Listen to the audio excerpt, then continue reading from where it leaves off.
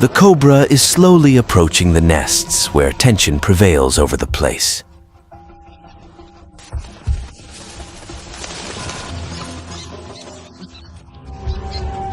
There is nothing they can do to stop it, as it has become very close. Fortunately, the mother was not alone. The dwarf falcon is one of the smallest birds of prey in Africa.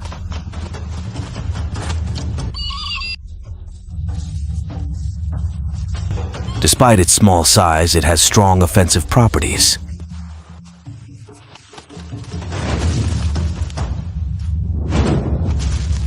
This is enough to make the cobra retreat.